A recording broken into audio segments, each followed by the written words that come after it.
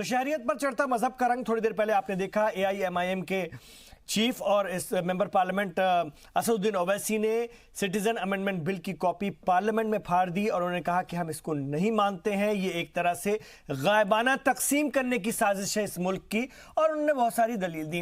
राहुल लाल जो कि सीनियर सहाफी हैं, उन्होंने भी बताया कि आर्टिकल 14 के तहत अपने आप ये बिल फेल हो जाएगा, क्योंकि आर्टिकल 14 जो है कहीं ना कहीं हिंदुस्तानियों ही नहीं बाहर से आने वालों को भी कहीं ना कहीं समानता का हक देता है। अनिल गर्ग जी इस बात को मानने के लिए तैयार नहीं है। आप या तो आईन पढ़ लीजिए अनिल गर्ग जी, या फिर इसके बाद अपने तर्क दीजिए, या फिर जो किताब है उसमें तो साफ लिखा है जी। आईन पढ़ने की मुझे जरूरत नहीं है, मैं इसको जानता हूं। इंटरप्रिटेशन ऑफ लाइंस का फर्क है।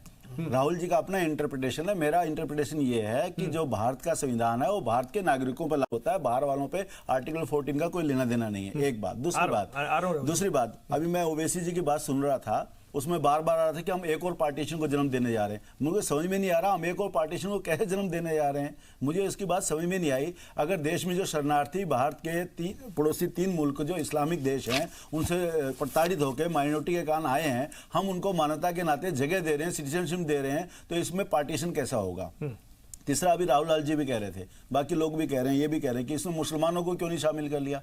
मैं ये कह रहा हूँ कि देश में आने वाले हर आदमी को जो भी आया है उसको नागरिक ही बना देना, तो फिर नागरिकता रजिस्टर देना या नागरिक बनाने की जरूरत क्या है। मान लीजिए इस देश में जो भी रहता हो यहाँ का नागरिक है, इसलिए कहीं ना कहीं तो आपको परिभाषित करना पड़ेगा कौन इस देश का नागरिक है कौन नहीं है।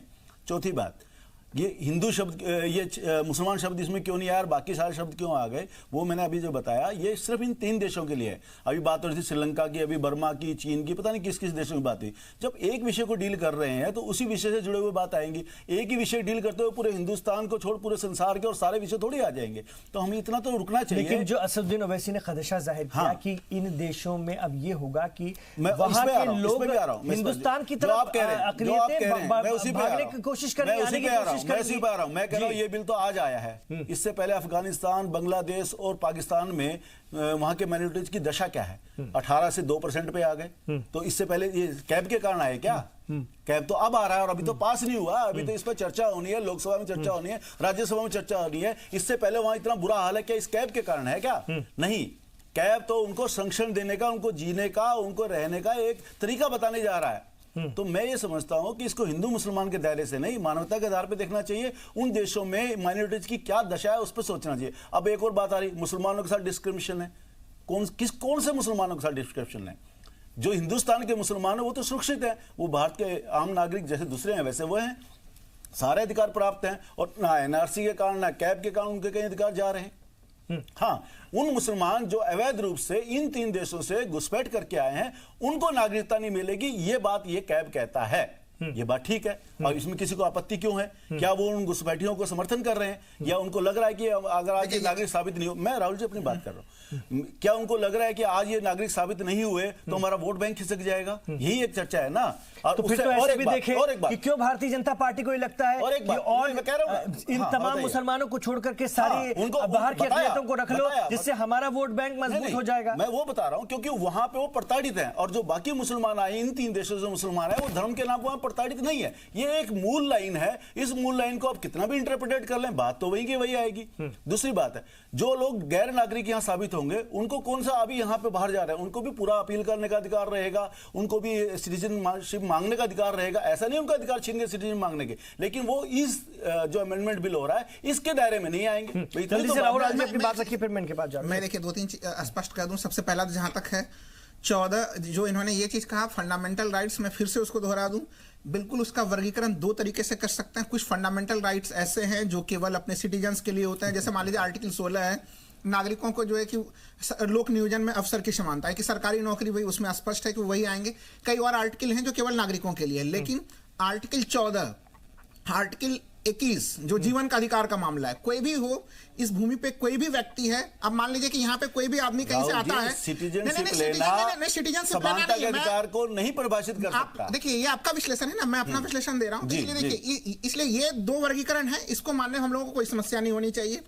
अब मूल समस्या देखिए क्या क्या प्रश्न उठ रहे हैं इसमें। मूल समस्या ये उठ रहा है कि इन 3 देशों में आखिर क्यों अल्पसंख्यकों के मामले को लिया गया, अच्छी बात है, लेकिन वहां पे जो मैं बार बार कह रहा हूं कि आखिर वो कैसे प्रताड़ित हैं, किस रूप में प्रताड़ित हैं, उसको प्रैक्टिकली देखना भी कठिन चीज होगा, कैसे परिभाषित करेंगे, क्योंकि वहां पे कई लोग ऐसे हैं, तब तो धार्मिक आधार पे जो कई सारे मुस्लिम भी हैं वो भी वहां पे प्रताड़ित हैं। अभी इमरान साहब ने कार्यक्रम के शुरुआत में कई सारे समूहों के नाम रखे भी वहां पे, अहमदिया समुदाय की क्या स्थिति है, वहां पे सिया समुदाय की क्या स्थिति है। तो लेकिन उसके लिए कह रहे थे ना अमित शाह साहब, पार्लियामेंट में आज ही कह रहे थे कि जो नेचुरलाइज जो सिटीजनशिप के लिए जो अपील करता है उसको तो हम देखते ही हैं। ऐसा थोड़ी ना इससे पहले भी लोग नागरिक बने, इसके बाद भी बने, और उन्होंने अदनान सामी का हवाला दिया। नागरिक लोग बनते रहेंगे, लेकिन आप बताइए तो ऐसे में जब लोग बनते रहेंगे तो इस समय इसका एक आखिरी चीज मैं कहूंगा, अभी जब प्रधानमंत्री और शेख हसीना की मुलाकात हुई अलग वहां पे, तो शेख हसीना ने पूछा भी और कि भारत में जो पूरा सिटीजनशिप अमेंडमेंट बिल हो या फिर जो एनआरसी हो, उसको लेके जो चीजें चल रही हैं, उन्होंने स्पष्ट कहा कि हमारे यहाँ पे आपका कोई भी नहीं गया हुआ है। तो प्रधानमंत्री ने कहा भी कि जो देश के भीतर गतिविधियां चल रही है वो हमारा आंतरिक मामला है, उससे आपसे कोई मामला नहीं है। इमरान खान साहब ये भी बनता है कि जिसकी नागरिकता रद्द होगी वो जाएंगे कहाँ। तो आखिर अंततः ये सवाल भी तो बना हुआ है ना। इसका मतलब है कि जो पूरा प्रोसेस चल रहा है, इस प्रोसेस का केवल एक ही मतलब है, वो है पोलराइजेशन। इसका कोई भी दूसरा मतलब नहीं है। ठीक है यासिर जैन साहब, क्यों इस देश में जो है जो इल्जाम लग रहा है कि आप लोग इस तरह की पॉलिसी कर रहे हैं, कहीं ना कहीं एक नई फितना, एक नई बहस, एक नई कहीं ना कहीं लोगों को उलझाने की कोशिश क्यों इस तरह से आप कर रहे हैं? और ये आपके अपने एजेंडे, ये आपका मैनिफेस्टो है, जैसा कि वजीर दाखिला खुद कह रहे हैं, हमारा 14 का भी है, 19 का भी है। आप अपने मैनिफेस्टो के चक्कर में, जैसा कि अपोजिशन इल्जाम लगा रहा है, इस तरह से क्यों कर रहे हैं? देखिए, एक बहुत बड़ी गलती को जब सुधारने के लिए काम किया जाता है तो इस तरह की चीज़ें जो विपक्ष मैंने पहले ही अपने सेगमेंट में बता दिया कि किस तरीके से नफरत की राजनीति का जो सबसे बड़ा उदाहरण आज संसद में देखने को मिला है, असदुद्दीन ओवैसी ने जैसे बिल फाड़ा है, आपने भी देखा है। आप सिर्फ मुझे ये बता दीजिए कि जो 3 बातों पे खास करके जोर दिया गया है, 3 देशों को जोर दिया गया है, यानी अफगानिस्तान, पाकिस्तान, बांग्लादेश, कि वहाँ पे जो प्रताड़ना है, जो उत्पीड़न है माइनॉरिटीज़ का, उसको लेके। और दूसरी बात, आज आपने संसद में वजीर दाखिला का बयान देखना चाहिए था, जिन्होंने क्लियर कहा है कि अगर दूसरे लोग भी चाहें, जो प्रोसीजर है, जो रूल ऑफ लॉ को मानते हैं, जो रूल है भारत के, उसके अकॉर्डिंग अगर आप आके अपने लिए यहाँ अपील करते हैं या एप्लीकेशन देते हैं तो उसको भी कंसीडर करने की श्रेणी में रखा जाएगा। ऐसा तो नहीं है कि एकदम रूल आउट कर दिया है, लेकिन क्या है कि पिछले कुछ दिनों से लगातार हम जब डिबेट करते हैं तो घूम फिर के ये डिबेट कब से शुरू हुई है? जब से ट्रिपल तलाक को ख़त्म किया गया, जब से 370 और 35A को ख़त्म किया, हमारे हिंदुस्तान में एक तरीके से मुसलमान नाम अगर कोई आज आ जाए कहीं भी, ये लगे कि ये मुसलमान आ जाए।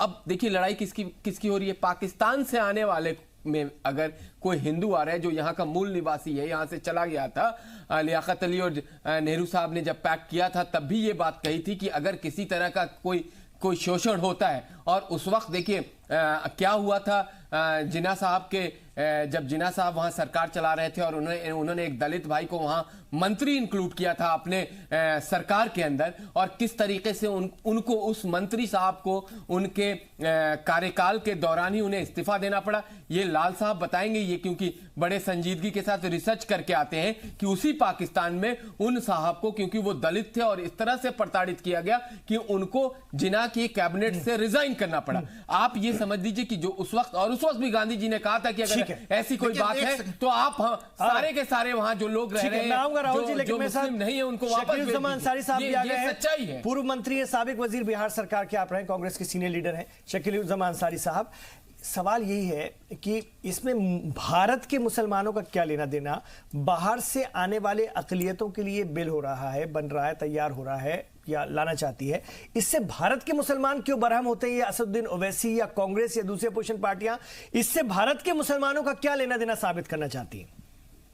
देखिए, सबसे बड़ी बात यह है कि आपके जो सवाल हैं बहुत ही सटीक और हैं, उसका जवाब भी मैं बहुत सटीक देना चाहता हूं कि बाहर के नाम पर भारत के शहरी को परेशान और पोलराइजेशन की राजनीति का ये बहुत बड़ा एक हिस्सा है।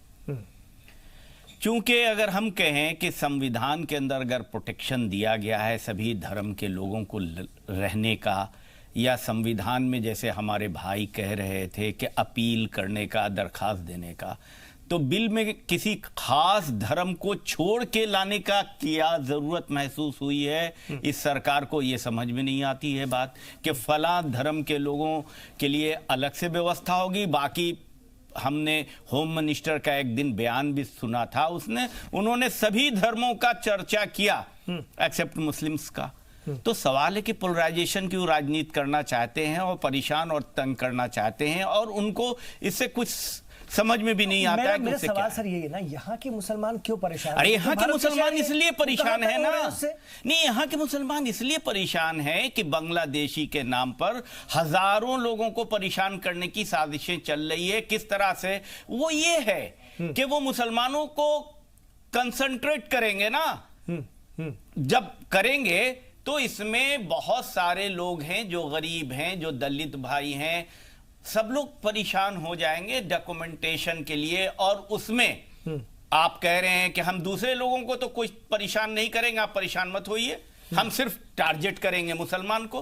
आप तो ओपन कह रहे हैं, मतलब तो इसका पोलराइजेशन। मतलब ये है पोलराइजेशन ही नहीं कि ये हिंदुस्तान के मुसलमान को आप परेशान करेंगे। जब बांग्लादेश में तो आप जाके कहते हैं कि इंटरनल मामला है, तो आप जब वो आप बांग्लादेश को कहते ही नहीं है कि हम आपके इतने शहरी को पकड़ रखा है, आइडेंटिफाई किया है, आप इसको ले लीजिए। पाकिस्तान को आप कहते नहीं है कि इतने लोगों को हम आइडेंटिफाई किया, आप ले लीजिए, आप कहते नहीं है इंटरनेशनल। आप हिंदुस्तान में अब बिल ला रहे हैं, तो किसको परेशान कीजिएगा?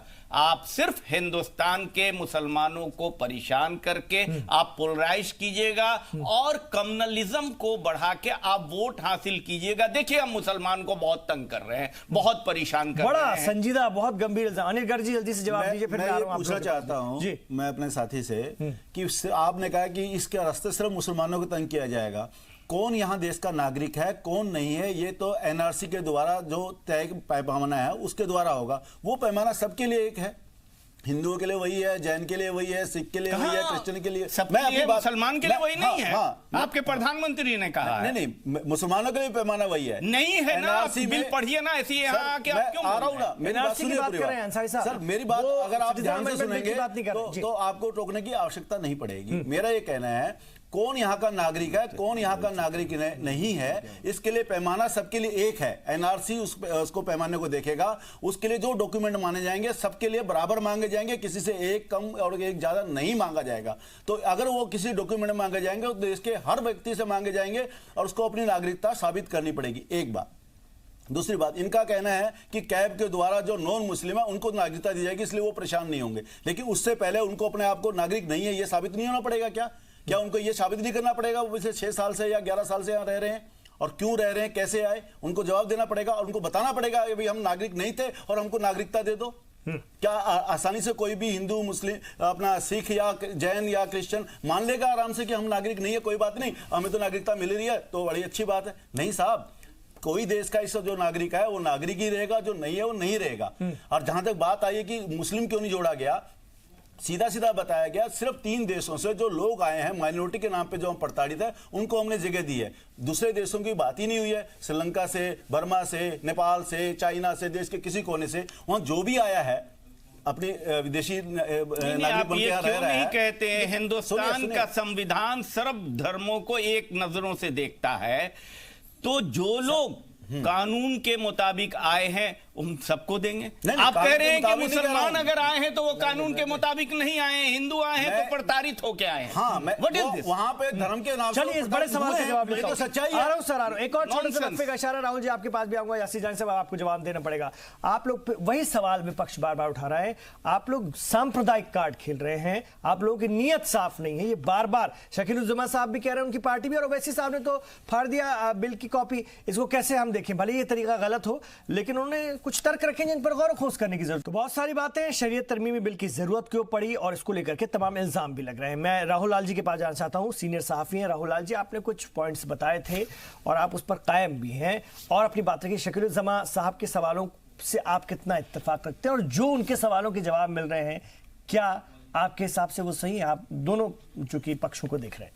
नहीं, देखिए, सबसे पहले तो मैं जो बीजेपी के स्पोक पर्सन ने कुछ हमसे सवाल पूछे थे, देखिए पाकिस्तान में या किसी दूसरे देशों में अल्पसंख्यकों के साथ जो स्थिति बन रही है, जो शुरुआत से चल रहा है, देखिए पाकिस्तान में जो गतिविधियां चल रही है वो चल रही हैं हम लोगों के नज़र के सामने में कि वहाँ पे क्या चल रहा है। हम लोग देख रहे हैं कि वहाँ पे चाहे वो अल्पसंख्यक हो, माइनॉरिटीज़ के लोग हों, चाहे वहाँ पे मुस्लिम धर्म के भी अलग अलग लोग हैं, उनके साथ साथ अलग अलग स्थितियां चल ही रही हैं। वो हम लोगों के नियंत्रण में है भी नहीं, और वो घटनाएं लगातार पाकिस्तान में अपने तरीके से जारी है। मुख्य चीज़ देखिए क्या है कि आप एक विधेयक ला रहे हैं, देखिए हमें समझना चाहिए कि अगर अब अभी इसको लोकसभा में पेश किया गया है, कल उसके बाद ये राज्यसभा में भी जाएगा, ये पूरा प्रोसेस चलेगा। मैं कह रहा हूँ कि देखिए हम लोगों को ध्यान में रखना चाहिए, संविधान का इसी तरह से 99 संविधान संशोधन भी किया गया था इमरान खान साहब। उसमें यह हुआ था कि न्यायिक नियुक्ति आयोग का गठन किया गया था, उसको लोकसभा ने भी 2/3 से पारित किया था, राज्यसभा ने भी 2/3 बहुमत से पारित किया था, और आधे से अधिक स्टेट लेजिस्लेटिव असेंबली ने भी पारित किया था। तब भी वो संविधान के आधारभूत ढांचा को चोट पहुंचाने के कारण वो सुप्रीम कोर्ट में उसको असंवैधानिक घोषित कर दिया गया था। और मैं कह रहा हूं इसी तरह का संकट इसके ऊपर भी लग रहा है, क्योंकि ये कोई ठोस तर्क नहीं है। जब आप इस तरह की चीजों को ला रहे हैं तो जिस तरह से धार्मिक आधार पर भेदभाव किया जा रहा है, ये इसको कहीं से भी जो यहाँ पे सारे तर्क रखे जा रहे हैं जो सरकार के को मामले को बताने के लिए, वो उसको प्रमाणित नहीं कर पा रहा है। आप 3 देशों को ले रहे हैं, फिर आप तर्क दे रहे हैं कि वहां पे जो है कि अल्पसंख्यकों को साथ जो कठिनाई हो रही है उनको देखते हुए हम यहाँ पे दे रहे हैं, और वहां के बहुसंख्यकों को नहीं देंगे। और दूसरा चीज ये इमरान साहब कि इसमें शरणार्थी सरकार खुद ही जो है, सरकार विपक्ष के ऊपर आरोप लगा रही है, लेकिन शरणार्थी और नागरिकता का घालमेल करने का काम खुद ही चुनावी रैलियों में, मैंने शुरुआत में भी कहा कि गृह मंत्री साहब ने खुद ही किया है। अभी जो सवाल गर्ग साहब उठा रहे हैं कि किस तरह से कौन घोषित करेगा, लेकिन गृह मंत्री जी ने वही बयान वहां पे कोलकाता में दिया था कि आप लोग टेंशन बिल्कुल ना लें, जो आप लोग बचे हुए रह जाएंगे। देखिए ये सही है कि एनआरसी के मामले पर जब आता है सरकार का स्टेटमेंट बिल्कुल खुल के आता है कि घुसपैठी होगा, चाहे वो किसी भी धर्म जाति का हो। यहां तक का स्टेटमेंट तो सही है, लेकिन फिर जब आप कहने लगते हैं, ये क्यों कहने लगते हैं, क्योंकि जब असम में 19 लाख लोग आ गए, उस लिस्ट से बाहर हो गए, तो उसमें से 13 लाख लोग जो है वो हिंदू ही आ गए। भारतीय जनता पार्टी ने बड़े जोर शोर से इस पूरे कार्यक्रम को शुरू किया था असम में, लेकिन अब चूंकि इस तरह के जो परिणाम आ गए तो वो खुद ही उन्हीं को परेशान कर रहा है। और असम बीजेपी की इकाई के मांगों को देख लीजिए क्या स्थिति है। तो फिर आप एक दूसरी स्थिति में भी चल रहे हैं, और पूरे देश में एक अलग सा अराजकता का वातावरण बनेगा इस समय। इसलिए ऐसे चीजों के ऊपर से सरकार को ध्यान हटा के सही ढंग से इस कानून को लाना चाहिए। यासीन जहान साहब, जो बात राहुल लाल जी भी कह रहे हैं, शकुलुज्जमान अंसारी साहब ने भी ये इल्जाम लगाया कि आप लोग ना पूरा अनार्की का एक माहौल बनाना चाहते हैं, खौफ पैदा करना चाहते हैं, ताकि अपने वोटर को ये बता सके, ये इल्जाम है, मेरा सवाल नहीं पर ये इल्जाम है कि आप अपने वोटर को ये बता सकें कि देखो हम एक वर्ग विशेष को कितना तंग कर रहे हैं, हमें वोट करो। देखिए, एक तो राहुल लाल जी की मैं बात को करेक्ट कर दूं कि जो एनआरसी का पूरा कार्यक्रम था वो भारत के सर्वोच्च न्यायालय की मॉनिटरिंग टीम के थ्रू हुआ था, भारतीय जनता पार्टी ने नहीं किया। नहीं, मुझे पता है 2009 से कर ले कोई आदमी भारतीय जनता पार्टी का कोई संगठन का कोई आदमी लग के वो काम नहीं कर रहा। मैं खाली बीच में जोड़ दूं। नहीं, आप कुतर्क करेंगे तो थोड़ी जोड़ा जाएगा। जवाब दीजिए। 2009 से सुप्रीम कोर्ट के गाइडलाइन से चल रहा है, लेकिन आप लोग उसका काफी समर्थन कर रहे थे, उसका समर्थन था उसका, तो आप उसको करेक्ट कर लीजिए। दूसरी तरफ मैं आपको पूरे देश में एनआरसी का समर्थन, दूसरी तरफ मैं आपको बता दूं कि आप यकीन माने कि साबिक वजीर हैं, हमारे बड़े भाई हैं शकीलुज्जमान अंसारी साहब, और ये बैकवर्ड जो कमीशन है भारत का, उसके यूपीए सरकार के चेयरमैन भी रहे हैं। उसके बाद भी मुझे 2-3 मेरे सवाल हैं, ये जवाब दे दें।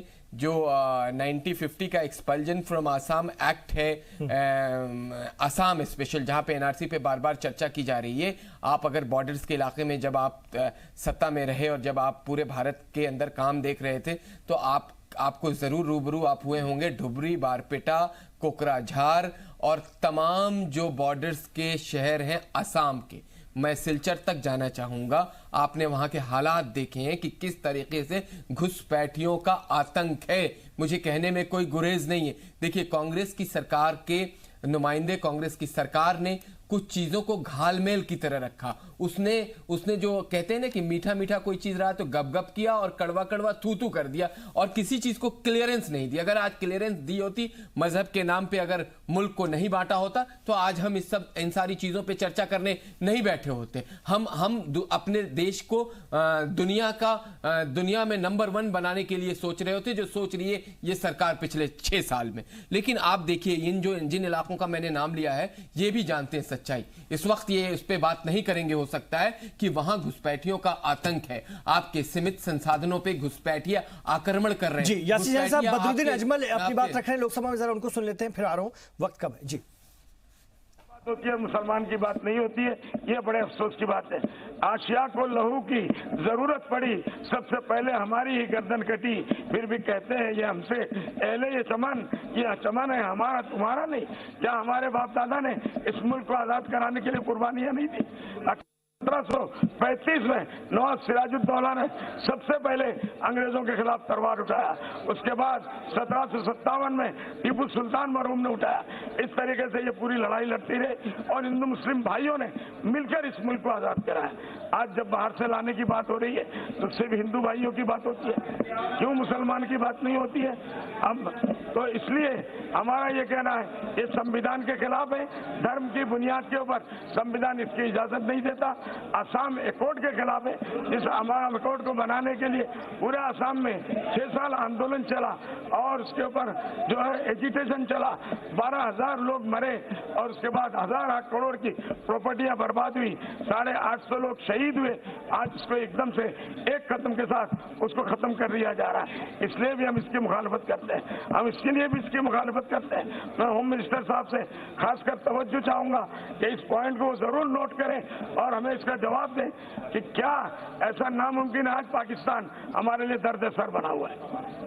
आजादी के बाद इस मुल्क से उस मुल्क में लोग गए, उस मुल्क से इस मुल्क में लोग, उस वक्त हजारों वाक़यात ऐसे हुए तो यहाँ से भी कहने के लायक है, वहाँ से भी कहने के लायक है। जुल्म अगर वहाँ हो रहा है तो यहाँ भी बहुत जुल्म हुए। ऐसी बातें आज हमारी बहनों के साथ जो बलात्कार किए जा रहे हैं वो क्या कहेंगे? मैं अपनी बात ये कहना चाह रहा हूँ खत्म करने से पहले, होम मिनिस्टर साहब 1 मिनट के लिए चिंता करें। आज कानून बनाना बहुत आसान है, उसको निभाना बहुत मुश्किल है। क्या ये पाकिस्तान जो हर वक्त हमारे मुल्क में दहशतगर्दी फैलाना चाहता है, ये इस बहाने से जब ब्लैंकेट परकिट मिल जाएगा हिंदू भाइयों को और दूसरे धर्म के भाइयों को, उनके अंदर अपने ट्रेन जिहादी भाइयों को जो बच्चे पैसे के लिए उनके लिए काम कर सकते हो, क्या इस भीड़ में वो नहीं बेच सकते? क्या वो यहाँ आने के बाद जब हर चीज उनके लिए फ्री कर देंगे ये मुल्क के लिए खतरा नहीं बन सकता? इस बात को होम मिनिस्टर साहब इसके ऊपर भी ध्यान दे लाने से पहले। सदन में ये बोलना चाहती हूँ कि ये जो बिल है ये सदन में जल्दी पास होना चाहिए, क्योंकि हजार लोग जो है, जो शरणार्थी है, जो इस्लामिक राष्ट्र से आए हैं, जो बांग्लादेश से आए हैं, जो अफगानिस्तान से आए हैं, जो पाकिस्तान से आए हैं, जिसको मारा, जो पीड़ित हुआ, यहाँ पर आए हैं, ये बिल इसके लिए पूरा के पूरा लाइफ लाइन है। तो इसलिए ये बिल जल्दी पास होना चाहिए। और हमारा जो नेहरू जी ने ये देश को विभाजन किया था, लेकिन मैं इस डिबेट के लिए मैं बोलना नहीं चाहती हूँ, लेकिन मेरा बंगाल में सबसे बड़ा हिस्सा एक धर्म ने जल्दी रातों रात बंगाल से छीन लिया था। ये बहुत दुख की बात है। श्यामा प्रसाद मुखर्जी अगर नहीं होता तो हमारा पश्चिम बंगाल नहीं होता, हिंदू बंगालियों के लिए पश्चिम बंगाल नहीं होता। ये पश्चिम बंगाल का सरकार हिंदू शरणार्थी को स्वागत नहीं करता है और रोहिंग्या को स्वागत करता है। पूरा के पूरा रोहिंग्या को जमीन दिया, पूरा रोहिंग्या को घर दिया, वोटर आईडी कार्ड भी बना दिया। पूरा पश्चिम बंगाल में तो बदरुद्दीन अजमल भी अपनी बात रख रहे थे। मेरे पास वक्त नहीं है, शकीलुज्जमान अंसारी साहब थोड़ा लेट आए, लेकिन सवाल ये है कि विपक्ष ने इस मामले को घालमेल कर दिया है और शकीलुज्जमान अंसारी का सवाल ये रह जाता है कि ये एक वर्ग विशेष को तंग करने के लिए तैयार किया जा रहा सिस्टम है जिससे कि ध्रुवीकरण किया जा सके, पोलराइजेशन किया जा सके। इस पर हम और बात करेंगे क्योंकि लगातार ये चर्चा चलेगी और मैं अपने मुअज़्ज़िज़ मेहमानों को फिर मदऊ करूंगा, बुलाऊंगा। आज के लिए बहुत शुक्रिया, वरना हम लोग और बात करते हैं। इंशाअल्लाह ताला हम बैठेंगे क्योंकि अभी तो ये चर्चा का विषय रहेगा, इस पर गौर खोज करने की जरूरत है। देखते हैं आगे और कौन कौन सी दलाइल निकल करके सामने आती है।